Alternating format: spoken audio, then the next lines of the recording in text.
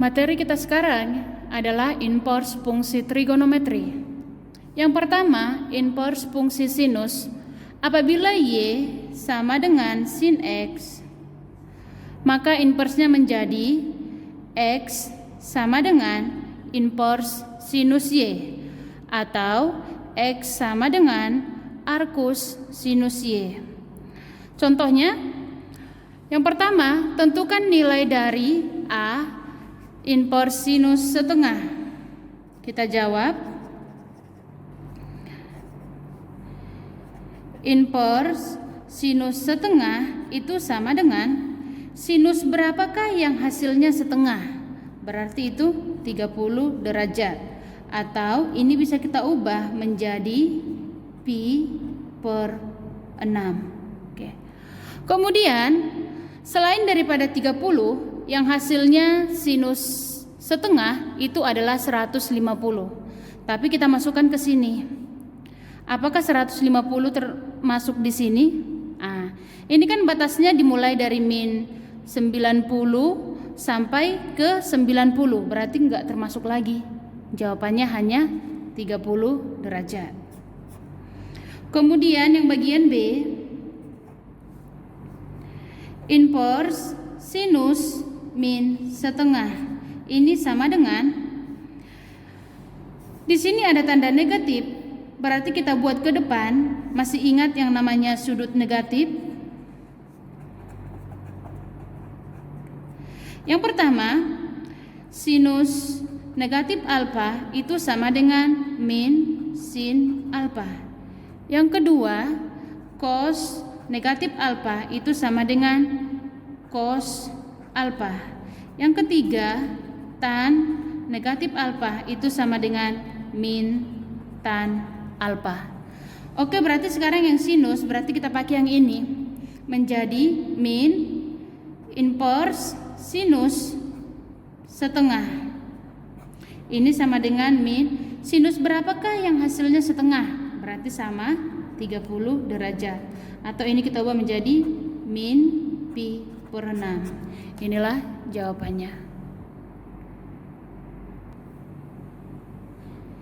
Yang bagian C, inverse sinus dari sinus setengah. Itu menjadi, ada dua aturan untuk yang bentuknya seperti ini. Yang pertama, inverse sinus dari sinus X itu sama dengan X. Yang kedua, sinus dari inverse sinus X itu sama dengan X. Kita cocokkan ke soal. Berarti soalnya kan sinus inverse sinus dari sinus setengah itu sama dengan, kita cocokkan, berarti yang ini hasilnya si X, berarti hasil di sini setengah. Inilah hasilnya.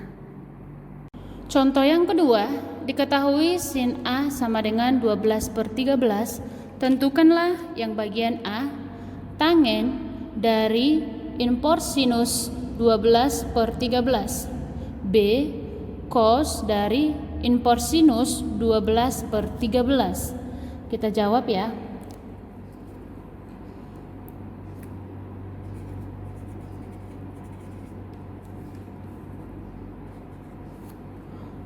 Untuk bagian A,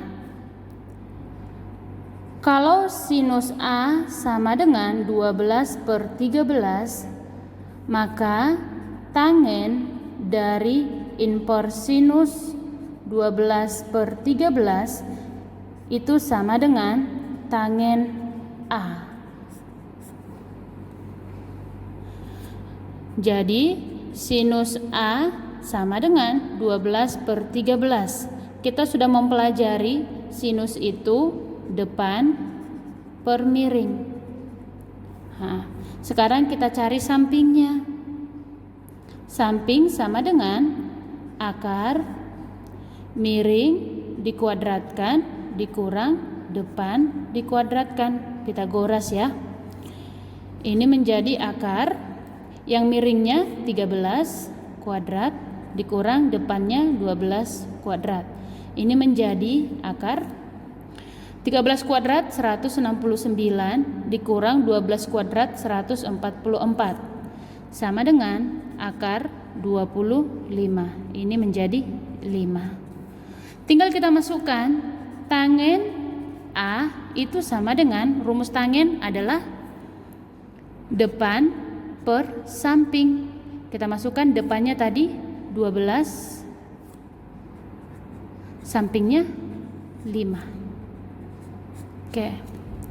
Kemudian untuk bagian B, apabila sinus A sama dengan 12/13, maka kosinus dari inverse sinus 12/13 adalah itu sama dengan cos A. Masukkan cos A sama dengan rumus cos apa? Samping per miring. Itu menjadi sampingnya berapa? 5, miringnya 13. Oke, inilah jawabannya. Contoh yang ketiga, tentukan hasil dari inverse sinus dari cos pi per 6. Kita jawab, inverse sinus dari cos pi per 6 itu sama dengan inverse sinus dari cos, kita ganti pi-nya dengan angka 180. 180 dibagi 6 menjadi 30 derajat. Ini sama dengan inverse sinus cos 30 itu adalah setengah akar 3. Ini menjadi sinus berapakah yang hasilnya setengah akar 3? Berarti 60 derajat.